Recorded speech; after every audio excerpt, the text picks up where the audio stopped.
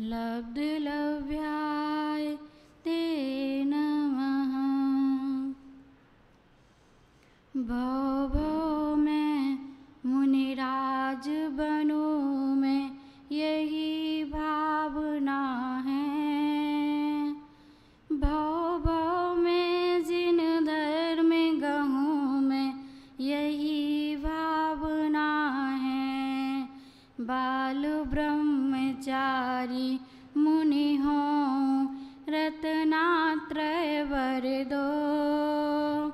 मेरा अंतिम मरण समाधि तेरे दर पर हो। जितना सुख दे जिन वाणी माँ, उतना सुखी रहूं। पाप बीज सुख कभी न चाहूं, चाहे दुखी रहूं। सुतानंद का योगी भोगी जम्बो मुनिवर हो।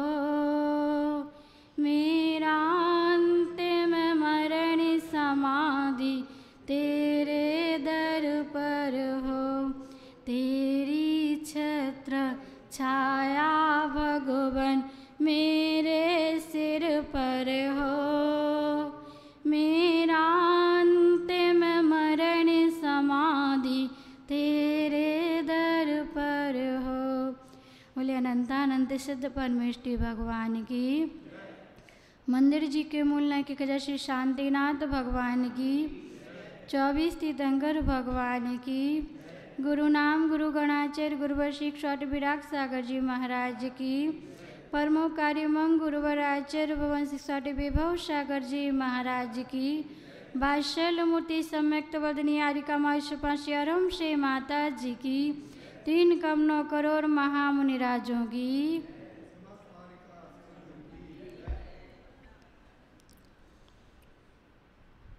प्रिय आत्मन,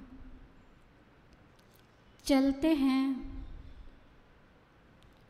जीवन के जीने की कला, किस प्रकार से हमें जीवन को जीना है।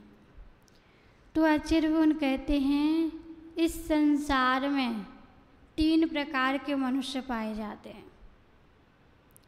एक तो निम्न कोटि के पाए जाते हैं, निम्न विचारों वाले पाए जाते हैं। एक मध्यम कोटि के पाए जाते हैं और एक उत्तम कोटि के पाए जाते हैं। तो हम मनुष्य हैं, हम किस क्वालिटी के मनुष्य हैं? तो जो निम्न क्वालिटी के मनुष्य होते हैं वो क्या करते हैं, किसी कार्य को करने के पहले क्या सोचते हैं कि कोई विघ्न ना आ जाए, इसलिए वह विघ्नों से भयभीत होकर के उस कार्य को करना प्रारंभ भी नहीं करते। क्यों नहीं करते? अरे यदि हमने सोने चांदी की दुकान खोल ली, जोहरी की दुकान खोल ली और कोई चोर आकर के चोरी कर गया तो क्या दुकान मत खोलो। अरे हमने यदि पेपर दे लिए और हम फेल हो गए तो पेपर ही ना दो। अरे हम आहार करवाएंगे, अंतराय हो गया तो आहार ही ना करवाओ। अरे हम कोई खेल खेलने जाएंगे और हार गए तो खेल ही ना खेलो। ये कौन सोचता है? जो निम्न विचारों वाला निम्न कोटि का जीव होता है वह क्या करता है, कोई भी कार्य करना प्रारंभ नहीं करता है, भयभीत रहता है, उसको शंका लगी रहती है कि मैं हार ना जाऊं। इस प्रकार की यदि ऐसी शंका करोगे तो जीवन में कुछ भी उपलब्धि प्राप्त नहीं कर पाओगे। मैदान में जो उतरेगा वही तो हारेगा जीतेगा। जो आहार देने जाएगा वही तो कभी अच्छे कराएगा, कभी इसके द्वारा अंतराय भी हो जाएंगे। तो हार जीत का पता कैसे चलेगा? जब हम मैदान में कूदेंगे, जब हम कार्य को करना प्रारंभ कर देंगे। हम पहले से ही हार मान के बैठ गए कि यदि हम हार गए तो, इससे भयभीत हो गए हम। डॉक्टर के नहीं जाना। यदि डॉक्टर के चले गए और डॉक्टर ने उल्टा सीधा हमें कुछ दे दी दवाई, तो यदि हम ऊपर चले गए तो डॉक्टर के ना जाओ। तो इस प्रकार के जीव भी संसार में पाए जाते हैं। हमें तो अपने अपने को देखना है कि हम किस प्रकार के व्यक्ति हैं। दूसरे वे मध्यम क्वालिटी के जीव होते हैं कि कार्य को तो प्रारंभ कर लेते हैं, लेकिन जैसे ही शंका होती है कि अब कोई विघ्न आने वाला है तो बीच में ही कार्य को छोड़ देते हैं। क्या करते हैं? मध्यम मनुष्य के व्यक्ति क्या करते हैं? कार्य को प्रारंभ तो करते हैं, लेकिन विघ्नों से पीड़ित होकर के कार्य को बीच में ही छोड़ देते हैं। तो क्या हम इस क्वालिटी के व्यक्ति हैं? क्या हम इस क्वालिटी के जीव हैं? हमें तो अपने आप को देखना है। आचार्य भगवान तो शास्त्र में सब लिख गए। आचार्य भगवान सुत सागर जी सम्यक्त कौमुदी में कह रहे हैं कि 3 क्वालिटी के जीव पाए जाते हैं। अब वो तो लिख गए, लेकिन अब हमें अपने आप को देखना है कि हम किस क्वालिटी के जीव हैं और किस क्वालिटी का जीव हमें बनना है। तो एक वो होते हैं कि जैसे तैसे हिम्मत करके, क्षमता को धारण करके, अपना बल थोड़ा सा बढ़ा करके कार्य करना प्रारंभ कर देते हैं, लेकिन बीच में यदि विघ्न आ जाए तो भैया यहीं से हमारी बस की नहीं, हमसे नहीं होता, छोड़ दो, हमसे नहीं हो रहा है, हमसे सहन नहीं होता कि हमें असफलता प्राप्त हो।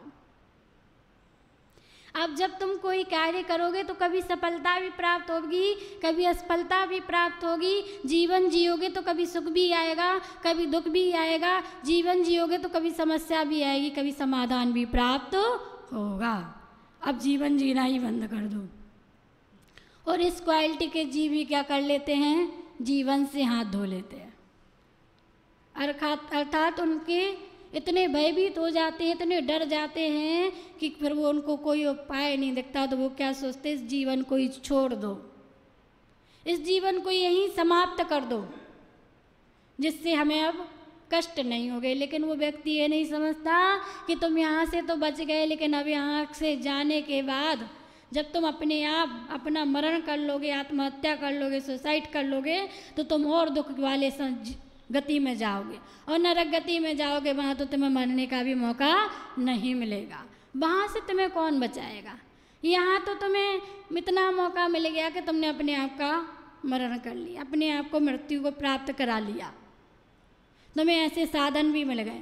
लेकिन जब तुम नरक में जाओगे तो तुम्हें ना साधन मिलेंगे और ना तुम्हें कभी मरना मिलेगा, क्योंकि वहाँ वैक्रियक शरीर होता है, मरना होता ही नहीं। वहाँ तो शरीर के टुकड़े टुकड़े हो जाते हो, फिर से जुड़ जाते हैं। तो मध्यम क्वालिटी के जीव इस प्रकार के होते हैं कि कार्य को करना ही प्रारंभ तो कर लेते हैं, थोड़ा थोड़ा हिम्मत तो बांध लेते हैं कि करना है, लेकिन बीच में ही छोड़ देते। तो क्या हम इस प्रकार के हैं? फिर आचार्य भगवान कहते हैं उत्तम क्वालिटी के जीव। उत्तम क्वालिटी के जीव वो होते हैं जो विघ्नों के आने पर भी कार्य को बार बार करते हैं। कब तक करते हैं? जब तक कि हमें उसमें सफलता प्राप्त ना हो जाए, तब तक वह उस कार्य को छोड़ते नहीं हैं। तो ऐसे कौन होते हैं? ऐसे हमारे साधु महात्मा ये देखने में आते हैं। ऐसे हमारे जिनेंद्र देव जब मुनिराज थे तब उनने भी यही किया। संकट आए तो संकट से वो भागे नहीं। उपसर्ग आया पार्श्वनाथ भगवान पर वो उपसर्ग से भागे नहीं, डर करके नहीं भागे कि चलो यार मुनिराज बन गए तो देखो कितने उपसर्ग आ गए। क्या उनके पास शक्ति विद्यमान नहीं थी उन उपसर्गों को दूर करने की? थी, लेकिन फिर भी नहीं किया, उन्हें समता से सहन किया तो आज भगवान बन गए। तो ध्यान रखना, जीवन है तो समस्या भी आएगी और समस्या का समाधान भी है। ऐसी कोई समस्या नहीं है जिसके समाधान ना हो। समस्या का समाधान भी है, लेकिन समस्या के आने पर हम क्या करें? अपने शरीर, अपने माथे को गर्म ना करें। यदि हम अपने माथे को गर्म कर लेंगे तो समस्या का समाधान हम नहीं ढूंढ पाएंगे, और माथा गर्म कर लेंगे तो अशुभ अशुभ विचार आएंगे। तो जब हम ऐसे इस प्रकार से जब हम विचारों के माध्यम से माथा को गर्म करते हैं और चिंतन के माध्यम से जब हम माथे को शीतलता प्रदान करते हैं, तो हमारे जीवन में कुछ हमें उपलब्धि प्राप्त होती है। तो कहने का तात्पर्य है कि जीवन में कष्ट आएगा, चाहे साधु हो चाहे श्रावक हो, दोनों के जीवन में कष्ट आएगा। जब तीर्थंकर जैसे भगवान को कष्टों ने, संकटों ने, कर्मों ने नहीं छुड़ा तो हम और आप कौन हैं? आएंगे।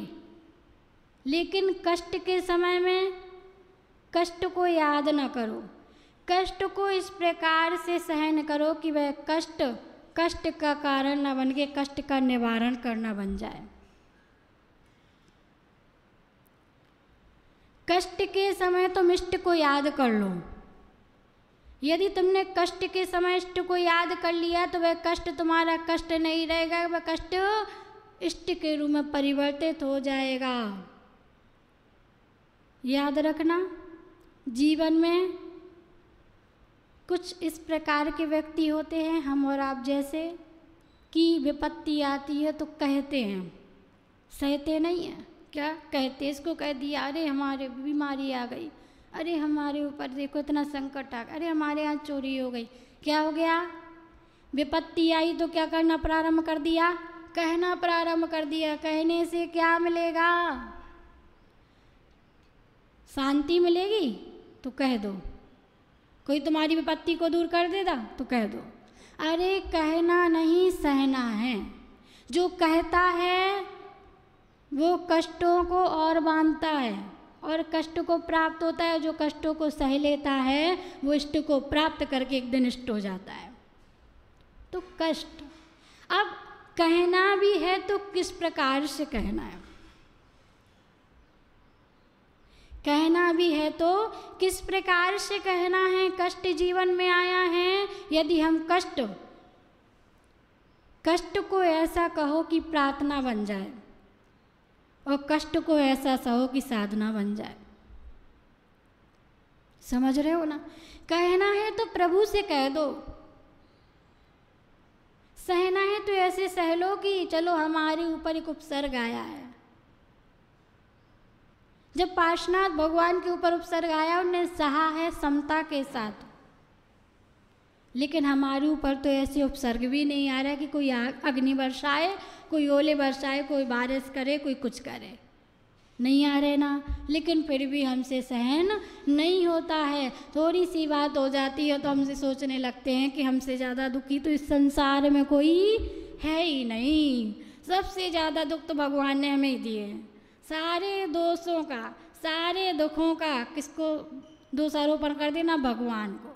यानी भगवान का नाम क्यों ले लेते? भगवान ने इतने दुख दिए, भगवान ने हमारे साथ ऐसा किया, भगवान, अरे भगवान कुछ नहीं करेंगे। तुमने जो किया है तुम्हें स्वयं प्राप्त होगा। भगवान तो मोक्ष चले गए, वो तो राग देश से रहते हैं, लेकिन तुमने जो किया तुम प्राप्त हो रहा। लेकिन फ्री फंड में क्या कर रहे हो? भगवान को दोष लगाए जा रहे हो। भगवान ने ऐसा कर दिया, भगवान ने वैसा। अरे भगवान कुछ नहीं कर रहे हैं, तुम जैसा करोगे वैसा फल प्राप्त होगा। तो बात आती है कि सहना तो पड़ेगा। अब चाहे समता से सहो चाहे विषमता से सहो। समता से सहोगे तो आगे नया कर्म बंध नहीं होगा, और विषमता से सहोगे तो नए नए कर्म बांधते जाओगे और नए नए कष्टों को प्राप्त होते जाओगे। और हमने आपने यही किया है। सहा तो है नहीं है।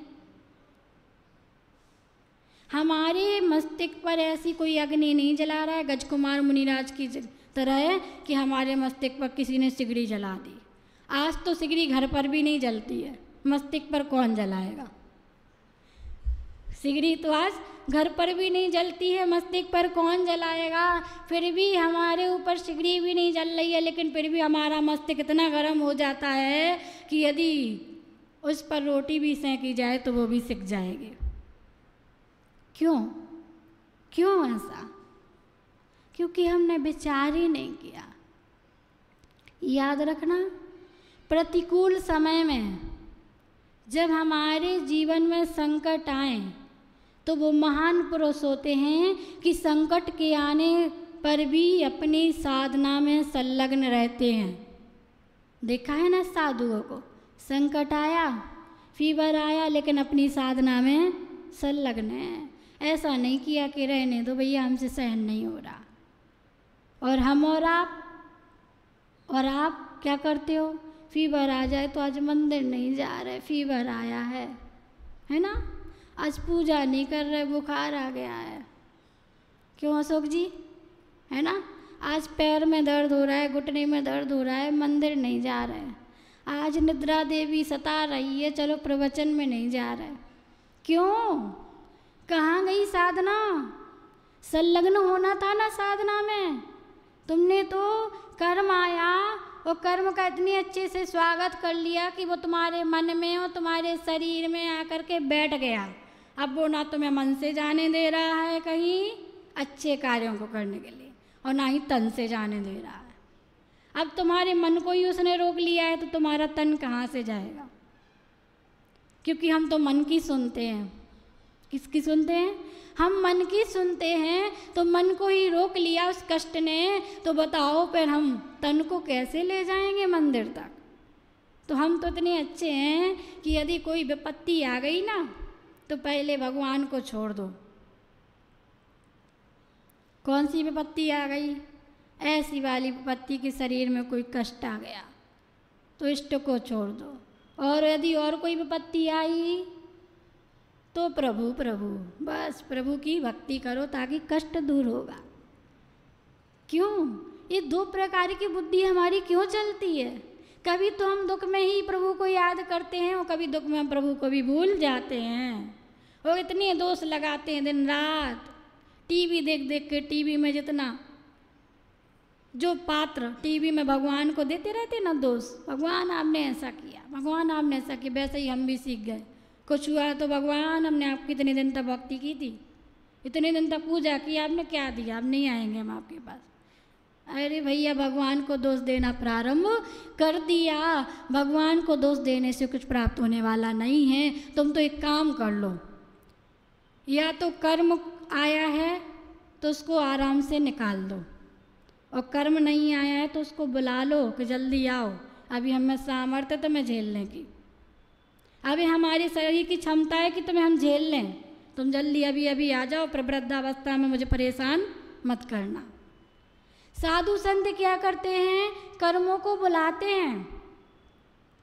बुलाते हैं कि नहीं? क्या ज़रूरत है आहार को शोध शोध करके करने की और परंतराय करने की? क्या ज़रूरत है भूखे रहने की? क्या ज़रूरत है केस लोंच में दुख सहन करने की? क्या ज़रूरत है नंगे पैर चलने की? क्या ज़रूरत है इन परिचयों को सहने की? अरे भैया, इसलिए सह रहे हैं कि कर्म जितने बैठे हुए हैं सत्ता में, वो जल्दी अभी आ जाओ, अभी आ जाओ, जितने आना है किसी भी माध्यम से आ जाओ, आ जाओ, हम तुम्हें तुम्हारा स्वागत करते हैं, इतने अच्छे से स्वागत करेंगे कि दोबारा तुम्हें अपने घर नहीं बुलाएंगे, दोबारा अपने घर नहीं बुलाएंगे, इतने अच्छे से तुम्हारा हम स्वागत करेंगे। तो करना हमें है, करते हम क्या हैं और क्या करना है? तो आएगा तो आएगा, जीवन में कष्ट आएगा। जिस प्रकार से सुख का तुमने स्वागत किया था, वैसे दुख का भी तो स्वागत कर लो। जब भी सुख जाएगा दुख दे करके जाएगा, जब भी दुख जाएगा सुख दे करके जाएगा। जाएगा तो जाएगा और आएगा तो आएगा, क्योंकि जब तक कर्म है तब तक ये सुख दुख लगे रहेंगे और हमें इनसे डरना बिल्कुल भी नहीं है। तो बात चलती है कि हम किस प्रकार से क्षमता को धारण करके अपने जीवन में इन कर्मों को दूर करें, इन कर्मों को निकाल दें। याद रखना, एक व्यक्ति वह है जिसने समता का पाठ सीखा है, समता को धारण किया है, और एक व्यक्ति वह है जो विषमता का पाठ धारण किए दिन रात विपत्ति के आने पर आत्रोध परिणाम करता है और सुख के आने पर प्रभु को भूल जाता है। बताओ, वो कभी सुख को प्राप्त करेगा क्या? वो कभी कर्मों से रहित होगा क्या? नहीं। तो पहले नंबर तो हमें अपने जीवन में एक चीज़ हमेशा रखनी है कि हमारे जीवन में कितने भी सुख आए, कितने भी दुख आए, लेकिन हम देव शास्त्र गुरु के पास जितना जाते थे उतना जाएंगे। और हर समय हर वर्ष हम अपने जीवन में कुछ नया नया करते हुए अपने समय को और ज़्यादा देव शास्त्र गुरु के चरणों में समर्पित करेंगे, अपने समय की वृद्धि करेंगे, घटोत्तरी नहीं करेंगे। नहीं तो घटोत्तरी किस में होगी?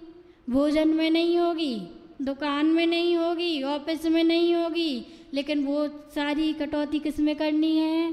कहीं जाना है तो आज पूजा नहीं करते हैं, कहीं जाना है तो आज मंदिर ही नहीं जाते हैं, कहीं जाना है तो आज रहने दो, आज स्वाध्याय नहीं करते हैं, कहीं जाना है तो आज मालाएँ नहीं करते हैं। समय किस में से निकालते हैं? जो अच्छे काम कर रहे थे उनमें से कटौती कर लेते हो, आज आहार देने नहीं जाते हैं। क्यों? क्योंकि हमारे पास समय नहीं है। बाकी सारे कार्यों का समय है, ऑफिस में टाइम टू टाइम जाना है, उसमें से कोई कटौती नहीं होनी है। भोजन में जितना करना है उतना ही करना है, उसमें से कटौती नहीं होनी है। घर के कार्य जितने करना है वो तुम्हें करना है, उसमें से कोई कटौती नहीं होती है। लेकिन जब बात आए हमारे कुछ अच्छे की, हमारे आत्मीय हित की कुछ बात आए तो उसमें से हम कटौती कर लेते। क्यों कर लेते हैं? कुछ लोग सोच रहे 10 लक्षण आ गए चले गए, अब बस बहुत 10 दिन धर्म कर लिया, 60 दिन बहुत विधान कर लिया, अब तो आराम से आराम करने दो, बहुत थक गए, बहुत साधना कर ली। इतनी साधना तो हमने जीवन भर में नहीं की, लेकिन ये भी तो सोचो कि इससे ज़्यादा तुमने कितने कर्म किए हैं। साधना तो तुम्हें दिख गई कि तुमने इतनी साधना कर ली, लेकिन कभी ये नहीं देखा कि अब हमें पाप नहीं करने हैं, अब हमें कसाएँ नहीं करनी, हमने ना जाने कितने पाप और कितनी कसाएँ कर ली। ये मन में विचार नहीं आया। तो विचारना हमें है, जीवन हमारा है, कहाँ जाना है, कहाँ की यात्रा करना है, ये हमें ही सोचना है। सब यात्रा अकेले करेंगे, याद रखना। यहाँ तो हम अपने परिवार को यात्राओं पर ले जाते हैं, तीर्थ स्थान पर ले जाते हैं, गुरु के दर्शन करने सब एक साथ जाते हैं। लेकिन जब कर्म रूपी यात्रा आती है, जब गति रूपी यात्रा प्राप्त होती है, तो सबको अकेले ही जाना है और उन कर्मों का फल अकेले ही भोगना है। फिर याद करते रहना कि मैंने अपनी पत्नी के साथ, अपने पुत्रों के साथ कितने कर्म किए, लेकिन आज कोई नहीं आया, आज मैं अकेले ही भोग रहा हूँ। कहाँ चले गए सब जिनने वादे किए थे हमसे कि हम तुम्हारे सुख दुख में साथ देंगे, आज मेरे से नरगति में आने के बाद वो सब कहाँ चले गए? मैं क्यों अकेले यहाँ के दुख सहन कर रहा हूँ? तो याद रखना, जब तक ये आँखें खुली हैं, जब तक इस शरीर में प्राण है, तब तक सबके साथ खूब यात्राएं करो, लेकिन ऐसी यात्राएं करना कि पाप का बंध ना कर लो। वरना एक जो अकेले यात्रा करनी है, जो हम करते आ रहे हैं, सब अकेले करते आ रहे हैं, और अकेले करेंगे। यदि हमने उस अनुरूप कार्य नहीं किया तो हम जीवन की उन सागरों पर्यंत की यात्रा ऐसी दुखरूप करेंगे जहाँ ना कोई हमारा साथी होगा, ना कोई हमारा सगा होगा, न जो कोई हमारे सुख दुख में हिस्सेदार बनेगा। यहाँ तो हम कह देते भैया हमें फीवर आया है, हमें दवाई दिला दो, हमारा इलाज करा दो, हमारी थोड़ी सी खुशामद कर दो, थोड़ा हमारा ख्याल रख लो, थोड़ी हमारी केयर कर लो। लेकिन वहाँ तो कौन केयर करेगा? कोई ना करेगा। डॉक्टर साहब यहाँ आप खूब केयर कर लो सबकी, लेकिन अपनी भी केयर थोड़ी सी करना ज़रूरी है। थोड़ा सा समय अपने लिए निकालो। हमने बहुत अच्छे काम किए, माना कि हमने बहुत समय तक डॉक्टरी की और दूसरों का अच्छा किया, ये भी बहुत अच्छी बात है, लेकिन अब अपना भी तो कुछ अच्छा करने के लिए हमें अपने लिए भी तो समय निकालना है। कब निकालेंगे? कब वो समय आएगा? अब समय का पता नहीं है, आज है कल नहीं है, एक पल का तो पता नहीं है, कब इस शरीर से प्राण निकल जाएं, कब रात्रि हो दिन देखने ही ना मिले, कोई हमें विश्वास नहीं है, कोई भरोसा नहीं है कि हमारी आखिरी श्वास कब निकले। अब कब कल का इंतज़ार करोगे? कल से करेंगे पूजा करना, कल से करेंगे, आज कल हो गया कल से करेंगे। अरे कल कभी आएगा ही नहीं, आएगा क्या? नहीं आएगा। इसलिए जीवन में परिणामों को शुद्ध रखना, और परिणामों को शुभ रखने के लिए तुम्हें वैसे वातावरण में आना पड़ेगा, वैसी सन्निधि को प्राप्त करना पड़ेगा। और जीवन में कष्ट आए तो उनका स्वागत भी समता से करना पड़ेगा, और सुख आए तो उनका स्वागत भी समता से करना पड़ेगा। क्योंकि याद रखना, समता का ताला टूटना नहीं चाहिए। यदि समता का ताला टूट गया तो सब कुछ चोरी हो जाएगा। एक हमारे मनचंदा जी अंकल जैसे एक जोहरी अंकल हैं, जो जोहरी की दुकान है जिनकी, वो क्या करे हैं, दुकान पर इतने ताले डाले हैं कि दुकान पर कोई दिक्कत ना हो जाए, चोर ना आ जाए। डाले हैं कि नहीं? बहुत अच्छे से, बहुत मजबूत ताले डाले हैं। डाले हैं किस लिए डाले हैं? कि चोरी ना हो जाए। किसकी? ताले की चोरी ना हो जाए। किसकी ना हो जाए? कि ताले की। अब वो ताले की कीमत नहीं है, ताला तो 1000, 2000, 5000 जितने रुपए का हो वो लगा दिया। अब कीमत ताले की नहीं है, कीमत तो ताले के अंदर जो सामान रखा है उसकी कीमत है कि नहीं है? है। तो सामान की कीमत है, वैसे ही हम अपने अंदर ऐसा ताला लगा के रखें क्षमता रूपी कि कोई हमारे रत्नत्रय रूपी रत्न को चुरा कर ना ले जाए, कोई हमारे सम्यक दर्शन रूपी रत्न को चुरा कर न ले जाए, कोई हमारे श्रद्धान को चुरा कर न ले जाए। ऐसा हमें अपने अंदर, अपने ऊपर क्षमता रूपी ताला लगाना है। क्योंकि ताले की कीमत नहीं है, कीमत तो उन वस्तुओं की है अमूल्य अमूल्य जो उस ताले के अंदर रखी हुई हैं। तो विचार करना है कि किसकी कीमत है और किसकी कीमत नहीं है, क्या करना है क्या नहीं करना है, कब तक हमें इस शरीर के लिए जीना है और कब तक दूसरों के लिए जीना है, कब हम अपने लिए जीना प्रारंभ करेंगे। देखने में लगता है कि हम इतने बड़े हो गए, हम इतने बड़े हैं, हम समाज में सबसे बड़े हैं, समाज में सबसे बड़े हैं। अरे माता जी कहती हैं तुम समाज में सबसे छोटे हो, तुम वृद्ध हो गए ना, कोई 89 साल का हो गया, कोई 90 साल का हो गया, क्या कह रहा है, हम तो समाज में सबसे बड़े हैं। तो समाज में सबसे बड़े नहीं हो, तुम सबसे छोटे हो गए। क्यों?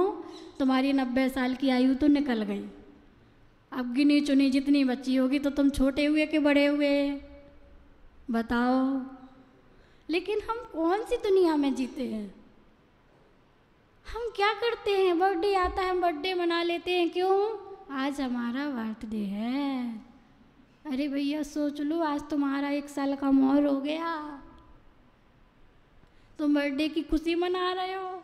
ऐसा कोई व्यक्ति देखा है जिसकी सांसें कम हुए वो खुशी मनाए? देखा है? नहीं देखा। लेकिन हम जाने कैसी प्रवृत्ति करते हैं, हमेशा उल्टी प्रवृत्ति करना हमारी आदत हो गई है। इसलिए शादी की सेरेमनी आई तो क्या कर लिया, 50 साल हो गए माता जी शादी को। अच्छा भैया 50 साल हो गए तो 50वां आपका शादी का दिवस है। यदि यही 50 साल तुम्हारे संयोमोत्सव में निकलते तो कितना अच्छा होता। तो क्या करते हैं, हमें भी खुद विचारना होगा कि क्या कर रहे हैं, किसकी खुशी मना रहे हैं, क्या करते आ रहे हैं, क्या करना है। सांसें जा रही तो हम खुशी मना रहे, ताली बजा रहे, केक काट रहे, क्या हमें तो यही समझ में नहीं आता। डॉक्टर के पास जाओगे, डॉक्टर तुम कितने भी रुपए दे देना, डॉक्टर तुम्हें एक भी श्वास नहीं दे सकता। दे सकता क्या एक्स्ट्रा? नहीं दे सकता। वो भी कह देगा भैया हमने पूरा इलाज कर लिया, अब सब भगवान पर है। किस पर है? अब सब भगवान भरोसे है, कहेगा ना भैया डॉक्टर साहब, कहेगा। तो सब कहेंगे, एक भी हमें कोई एक श्वास भी खरीद के नहीं दे सकता, चाहे हम अपने जीवन की पूरी संपत्ति उसको प्रदान कर दें, लेकिन फिर भी हम अपनी इन श्वासों को यूं ही बात करते रहते हैं। हम बहुत देर तक दुकान पर बैठ कर के अपने श्वासों को क्या कर देते हैं, बेचते रहते हैं। कितने रुपए कमा लिए, 1 लाख रुपए दिन कमाया,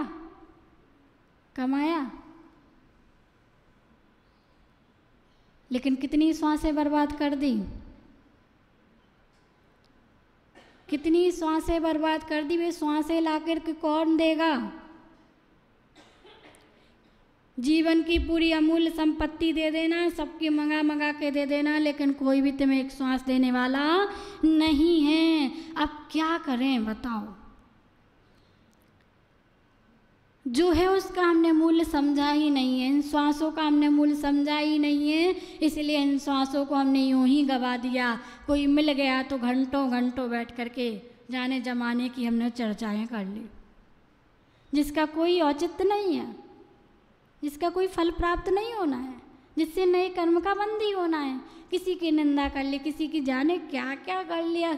सच में सोचो तो अपन क्या करते हो, क्या हमें करना चाहिए? क्यों उल्टी प्रवृत्ति करते हैं हम? क्यों जिसमें हमें आनंद मनाना चाहिए वो काम नहीं करते, जिसमें आनंद मनाना नहीं चाहिए उसमें हम आनंद मनाते हैं? क्यों हम अपने लिए समय नहीं निकालते? क्यों हम डरते हैं कष्टों के आने पर? क्यों हम कष्टों के समय इष्ट को याद नहीं करते? क्यों हम अपने सारे दुख दर्द भगवान से नहीं कहते? याद रखना, यदि कष्ट आया और कष्ट इन संसारी जीवों से कह दिया तो वो तुम्हारे सामने तो ऐसा कहेंगे, हाँ बहुत गलत हुआ, और पीछे पीछे हंसेंगे। क्या करेंगे? हंस लेंगे, मज़े ले लेंगे, तुम्हारे कष्ट का कोई निवारण नहीं करेंगे। और वही तुम कष्ट यदि आकर के प्रभु के सामने कह देते कि थकी नाओ भवदीव से, तुम प्रभु पार करे, केवटिया तुम हो प्रभु जय जय जय, को क्या यदि प्रभु के सामने तुम वही कष्ट प्रार्थना के रूप में कह जाते, अपने शब्दों में कह जाते, तो तुम्हारा कुछ अच्छा ही हो जाता। वो कष्ट भी तुम्हारा समता से सहन करने के कारण, प्रभु से कहने के कारण वह कष्ट भी समाधान रूप को प्राप्त हो जाता। लेकिन हमने कह दिया इन संसारी जीवों से जो स्वयं परेशान है। अब जो स्वयं परेशान है उसको हम अपनी परेशानी बताएंगे तो वो क्या हमारी परेशानी का समाधान करेगा? कोई रोगी बैठा है, वो रोग से पीड़ित, तो हम उससे जाके कह दें कि हम ये रोग से पीड़ित हैं, कुछ करो, तो वो कहेगा भैया हम भी तो पहले रोग से पीड़ित हैं, हम क्या करें तुम्हारे लिए? तो बहुत विचार करने का विषय है कि हम किस क्वालिटी के जीव हैं, क्योंकि बात हमारी और आपकी ही चल रही है, आचार्य भगवंतों की नहीं चल रही है। वो तो चले गए, कोई स्वर्ग चले गए, कोई मोक्ष चले गए, तो कोई आगे मोक्ष जाएंगे, लेकिन पूरी बात हमारी ही चल रही है। क्या किया जाए? कब हमारी ऐसी प्रवृत्ति होगी कि हम अशुभ कार्यों में खुश होना बंद कर देंगे और शुभ कार्यों में खुश होना प्रारंभ कर देंगे? कब वो समय आएगा जब हम अपने अच्छे कार्यों में कटौती नहीं करेंगे और बुरे कार्यों में कटौती कर देंगे, रोक लगा देंगे? क्रोध आया तो तुरंत बोल दिया, क्रोध आया तो तुरंत बरस गए किसी के ऊपर। क्यों? क्योंकि हमें क्रोध आया है, और थोड़ी देर रुक जाते तो वो क्रोध भी पानी पानी हो जाता। समय केवल रुकने का है, समय केवल समता को रखने का है। थोड़ी देर तुम उसी चीज़ में समता रख लोगे तो तुम्हारा जो अशुभ होना था वो बच जाएगा। अब तुम्हारे क्रोध करने से सामने वाले के कितने संक्लेशित परिणाम हुए। तुमने क्या किया? तुमने तो कह दिया कि हमने क्रोध किया है, उस पर उसको हमने देख लिया, उसका हमने घात कर दिया। लेकिन आचार्य भगवंत कहते हैं जो क्रोध करता है वह पहले अपनी आत्मा का घात कर लेता है, क्योंकि क्रोध करने के पहले आत्मा के अंदर विचार कैसे कैसे चलते हैं, शरीर कैसा होता है, चेहरा कैसा हो जाता है, आंखें कैसी हो जाती हैं, जब पहले हम अपने परिणाम कलुषित कर लेते हैं तब जा कर के दूसरों पर बरसते हैं। तो पहले तो हमने अपना ही घात कर लिया, पर दूसरे का भी हमने अशुभ कर दिया, तो हमें दो दो प्रकार के कर्म बंध को प्राप्त होते हैं। तो याद रखना है, हमारे ऊपर ना कोई सिगड़ी जल रही है, ना कोई हमारे ऊपर पत्थर बरसा रहा है, ना कोई हमें अग्नि में जला रहा है। अरे उन मुनिराजों से पूछो जिन मुनिराजों को क्या कर दिया गया, अग्नि में जला दिया गया, घानी में पेल दिया गया। उन मुनिराजों ने क्षमता धरी, उनने सोचा कोई बात नहीं, ये शरीर तो वैसा ही छूटना था, मैंने कुछ किया होगा इस व्यक्ति का, इसलिए आज मेरे साथ कर रहा है, और मैं यदि इसको क्षमता से सहन करूँगा तो पुनः इस कर्म का बंध नहीं होगा, और यदि वो सहते नहीं तो तुरंत मोक्ष भी नहीं जाते। जाते क्या? नहीं जाते। तो आचार्य भगवान ने बहुत अच्छा लिखा है कि किसी के माथे सिगड़ी जलती, किसी के माथे सिगड़ी जलती। हमारे माथे जल रही क्या? नहीं जल रही, लेकिन किसी किसी के माथे सिगड़ी जल रही है। तो किसी के माथे सिगड़ी जलती सिंह प्राण खाए। क्या कर रहा है? सिगड़ी भी जल रही, और किसी किसी साधु को क्या हो रहा है? सिंह भी प्राण खा रहे हैं, नोच नोच के बिल्कुल निकाल निकाल के क्या कर रहे हैं? प्राण खा रहे हैं। और किसी किसी को गर्म गर्म आभूषण पहनाए। उन दोनों में समता धरता संत मुनीश्वरों, मेरा अंतिम मरण समाधि तेरे दर परो। अब सोचो कितनी समता रखी होगी। हमारे पास तो इतनी समता भी नहीं रही कि मच्छर आ जाए तो हम उसको सहन कर लें। मच्छर को भगाने के लिए हमने ना जाने कौन कौन से प्रोडक्ट यूज कर लिए। कहीं वो बल्ले आ रहे हैं तो उनसे, बल्ले आते ना, क्या बोलते हैं, बैट आते, उनसे क्या करते हैं? पट पट पट पट करके उड़ा देते हैं। कहीं वो ऑल आउट आता है जो क्या करता है? मच्छरों को आउट कर देता है, और हमें भी इस मनुष्य गति से आउट कर देता है। हमें भी शुभ कार्यों से आउट कर देता है। क्यों? क्योंकि तुमने ऑल आउट लगाया था। ऑल आउट लगा करके तुमने क्या किया? जीवों के प्राण ले लिए। तुम्हें किसी के प्राण लेने का हक नहीं है क्या? नहीं है। जब किसी व्यक्ति ने अपराध किया हो तो उसके भी दो पक्ष चलते हैं, और उसको भी न्यायाधीश के पास न्यायालय में ले जाते हैं, और उसकी क्या करते हैं? क्या करते हैं? कोशिश करते हैं। सामने वाला सोचता है कि हम बच जाएं, तो वो प्रयास करता है, और सारे सबूत इकट्ठे किए जाते हैं। उसके बल पर क्या होता है? न्याय होता है। लेकिन उन मच्छरों ने क्या अन्याय किया था हमारे साथ, जो हमने उनको इतना अच्छा न्याय कर दिया कि उनको कह दिया भैया अब तुम्हें जीने का हक नहीं है। क्यों? क्योंकि तुमने एक पंचेंद्रिय मनुष्य को काटा है। क्या किया है? एक पंचेंद्रिय मनुष्य को काटा, इसलिए तुम्हें जीने का हक नहीं है। तुम तो 4 इंद्रिय थे और हम तो पंचेंद्रिय हैं, तो तुमने हमें काट लिया, तो तुम्हें जीने का हक नहीं है। इसलिए तो हमने ऑल आउट लगा लिए, इसलिए तो हमने वो लगा ली, कॉइल लगा ली। और हम देखते माता जी मच्छर मरते थोड़ी है ना उससे, वो तो बाहर चले जाते हैं, बाहर चले जाते। अच्छे से देख के तो देखो तुम्हारे कमरे में कितने मच्छर भगवान को प्राप्त हो गए होंगे, ऊपर चले गए होंगे, लेकिन हमने देखा ही नहीं। तो याद रखना, जो ऑल आउट लगाएगा, जो कॉइल लगाएगा, जो बैट का यूज करेगा, एक दिन उसका इतनी अच्छे से बैट बनेगा नरक में जाके कि नारकी उसको क्या करेंगे? बॉल बनाएंगे। सारे नारकी मिलकर के उस नारकी को बॉल बनाएंगे और एक बैट बना करके उसको खेलेंगे। क्या करेंगे? खेलेंगे। क्यों?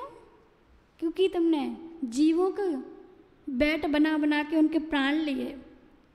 तुम ऑल आउट लगाओगे तो तुम इतनी अच्छे से यहाँ से आउट करेंगे तुम्हारे कर्म कि तुम सीधे जा कर के नरक में पहुँचोगे, और नरक की भूमि को जब छूओगे तो बहुत ऊपर तक उछलोगे बॉल की तरह, और फिर नीचे आओगे, क्योंकि तुमसे सहन नहीं होगा वहाँ का कष्ट। क्यों? हमने ऑल आउट जो लगाया था, किस लिए लगाया था? मेरी बॉडी को कुछ होना नहीं चाहिए। मच्छरों का काम है काटना, उनका काम है काटना, उन्हें काम करने दो। तुम्हें जैसे बचना है तुम बचो, बस उनके प्राण मत लो। क्या उनके प्राण लेने से तुम बच जाओगे? वो तो फिर नए उत्पन्न हो जाएंगे, कितने को मारोगे? फिर कहते हो कि हम तो अहिंसा धर्म का पालन करते हैं, हम तो जैन हैं, पानी छान के पीते हैं और मच्छर जान जान के मारते हैं, तो हम जैन कैसे? तो मच्छर के बचने के और भी उपाय हैं, बहुत सारे उपाय हैं। ऐसे कपूर रख दो, लौंग रख दो अपने कमरे में, जिसकी खुशबू से मच्छर आए ही नहीं, बाहर चले जाए, उनसे मरेंगे नहीं मच्छर। ऐसे तेल भी आते हैं जो अपने शरीर पर लगा लो, और जिसको लगाने पर मच्छर आता है, घूमता रहता है, लेकिन हमें काटता नहीं है। आप तो मच्छरदानी भी लगा सकते हो, आपके पास तो और भी तरीके हैं, लेकिन आपने ऐसा तरीका क्यों ढूंढा कि जिससे वो जीव जी ही नहीं पाया? किसने हक दिया तुम्हें? क्या वो छोटा सा है, वो कुछ कह नहीं रहा है, हम कुछ समझ नहीं पा रहे हैं, तो तुम उसके प्राण ही ले लोगे क्या?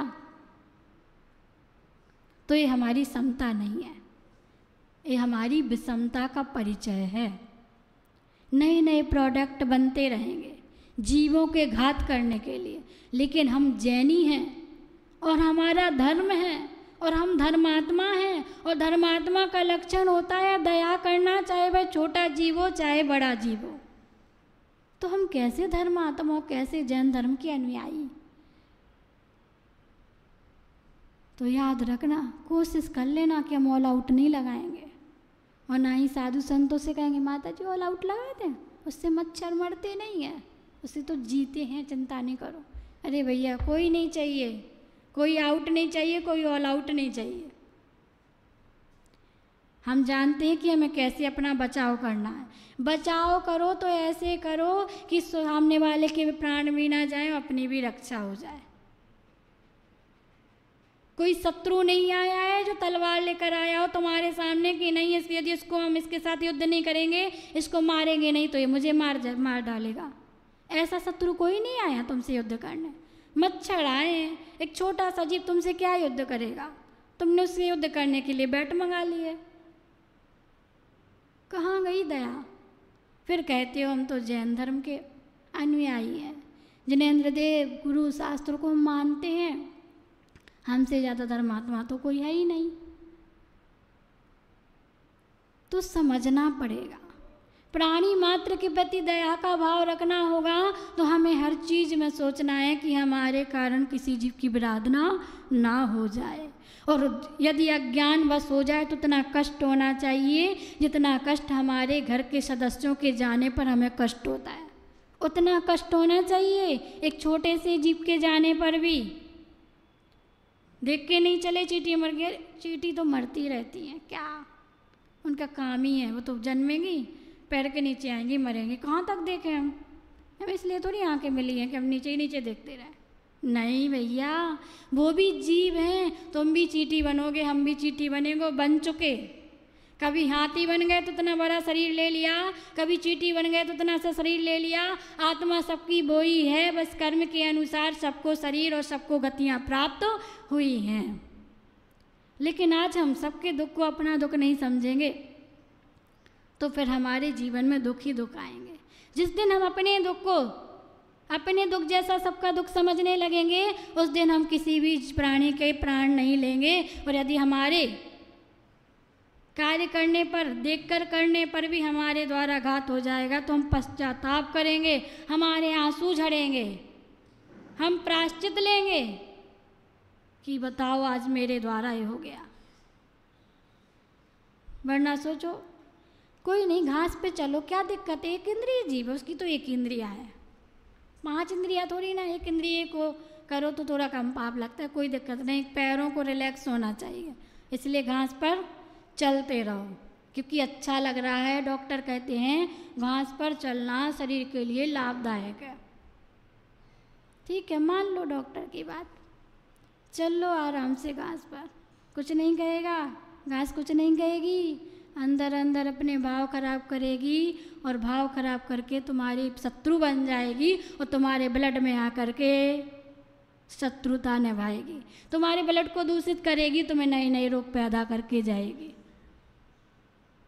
कष्ट सबको होता है, चाहे एक इंद्रिय हो, चाहे पंचेंद्रिय हो, चाहे चरेंद्रिय हो, कोई जीव हो, सबको कष्ट होता है। जिस दिन हम सबके कष्ट को समझने लगेंगे उस दिन हम देखेंगे कि हमें घास पर नहीं चलना है, हमें घास पर गाड़ी नहीं चलाना है, हमें पेड़ों को नहीं तोड़ना है, हमें पेड़ नहीं काटने हैं, क्योंकि सब जीते हैं, हम सबको जीने का अधिकार है। महावीर भगवान कह गए हैं जियो और जीने दो, वो ये नहीं कह गए कि बड़े बड़े जीवों को ही जीने दो, तुम स्वयं जियो। बताओ बॉबी भैया, महावीर भगवान क्या कह गए कि बड़े जीवों को जीने देना, छोटी जीवों पर ध्यान नहीं देना, जियो और जीने दो, ऐसा कह गए क्या? नहीं। प्राणी मात्र एक इंद्रिय जीव भी हो तुम उसको जीने दो ना, जितनी उसकी उम्र है, तुम क्यों उसके साथ छेड़खानी कर रहे हो? क्यों उसके जीवन में विघ्न डाल रहे हो? क्यों नहीं तुम उसको जीने दे रहे हो? कि मैं किसने अधिकार दिया है कि तुम उसकी श्वासें ले लो? क्या उसको कष्ट नहीं होता? क्या उसको दुख नहीं होता? अंतर इतना है कि हमें कष्ट और दुख होता है तो हम बता देते हैं, और वो बेचारे मूक रहते हैं इसलिए बता नहीं पाते और निरंतर कष्टों को सहते रहते हैं। नहीं सहें तो भी सहना पड़ता है, क्योंकि उनका कर्म ही ऐसा है। और हम ऐसा करके क्या करते हैं, अपने लिए नए नए कर्म का बंद करते हैं, और फिर हम भी इस प्रकार से कष्टों को अपने जीवन में लाते हैं। तो कष्ट हमारे जीवन से जाएंगे कैसे? जब तक हम ये नहीं सोचेंगे कि कष्टों को दूर करने का कारण क्या है, जब तक हम अपने जीवन से कष्टों को दूर नहीं कर पाएंगे। तो कष्ट आए हैं तो कष्ट में पहली बात तो है कि सबके कष्ट को अपने जैसा समझो। दूसरी बात है, यदि कोई जीव मर जाए तो इतना ही दुख करो कि हमारे घर का एक सदस्य चला गया। तीसरी बात है, कष्ट आए तो इष्ट को याद करो। चौथी बात है, कष्ट आए तो समता को धारण करो।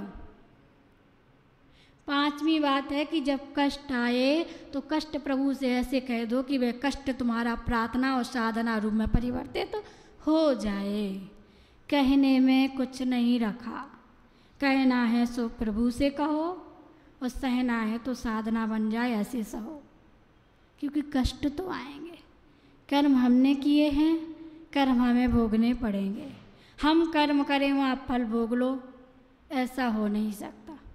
हो सकता नहीं, जिसने किए हैं उससे ही कर्म भोगने पड़ेंगे।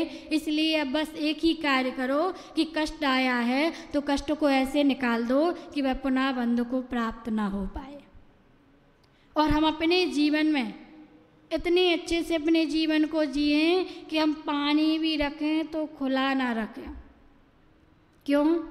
हमने तो पानी इतना सा फेंका, लेकिन छोटे से जीवों के लिए तो वो ही समुद्र है। समझ रहे हो ना? चींटी के लिए तुम्हारा एक गिलास पानी भी समुद्र है, क्योंकि वो छोटा जीव है। तो हम यदि कार्य हमें सारे करने हैं, लेकिन उसी कार्य में यदि हम थोड़ा सोचेंगे समझेंगे तो हमारी भावना कह रहेगी नहीं, पानी खुला नहीं छोड़ना है, कोई जीव आकर के गिर गया तो मर जाएगा। चाय हमने पी, भोजन हमने किया, हमें बर्तन झूठे नहीं छोड़ने, ज़्यादा समय तक उसमें जीव आएंगे, मर जाएंगे। हमें बार बार अग्नि नहीं जलानी है, उससे अग्नि का एक जीवों की आराधना होती है। यदि हम ये सारी चीज़ें अपने जीवन में सोचेंगे और ये सोचेंगे कि हमें पापों से बचना है, जीवों की रक्षा करनी है, तो हम उस अनुरूप कार्य करना प्रारंभ कर देंगे और हमारी हर समय निर्जरा होगी। हर समय जितने कार्य करोगे हर समय निर्जरा होगी, लेकिन मन में ये होना चाहिए कि हम ऐसा काम करें, डायरी उठानी है, हम आराम से उठाएंगे और देख करके रखेंगे कहीं इसके नीचे जीव तो नहीं है। लो, इतने में तुम्हें क्या हो गया? कर्मों की निर्जरा हो गई, पुण्य का आश्रय हो गया, क्योंकि तुम्हारी भावना प्रत्येक समय जीवों की रक्षा करना। चलेंगे तो हम ऐसे चलेंगे कि किसी जीव की प्राण न चले जाएं, और देखने पर चले जाएं तो हमें पाप नहीं लगेगा, और नहीं देखने पर जाएंगे भी नहीं तो भी पाप लगेगा। तो ये समझना है कि किस प्रकार से हमें अपने जीवन को जीना है और किस प्रकार के हम किस क्वालिटी के व्यक्ति हैं और हमें किस क्वालिटी का बनना है।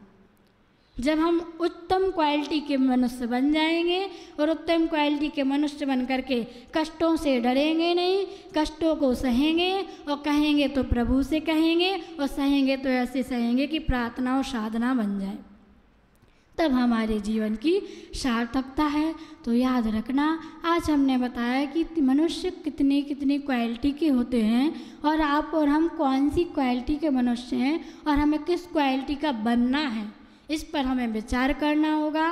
कर्म आएंगे, सुख दुख आएगा, कष्ट आएगा, लेकिन समस्या भी है, समाधान भी है। बस हमें उसका चिंतन करना है, उसका विचार करना है और ये याद रखना है कि हमसे पुनः नए कर्म का बंध ना हो, हमें फिर से पाप ना लगे, फिर से हमारी कसाएं बढ़े ना। जब हम ऐसा सोच लेंगे तभी हमारे जीवन में कभी संबर और निर्जरा आएगा और फिर हम अपने जीवन को सार्थक कर पाएंगे। तो हम और आप उच्च क्वालिटी के मनुष्य बने, विघ्नों से डरे नहीं, विघ्नों का डट करके सामना करें, ऐसा जीवन जिएं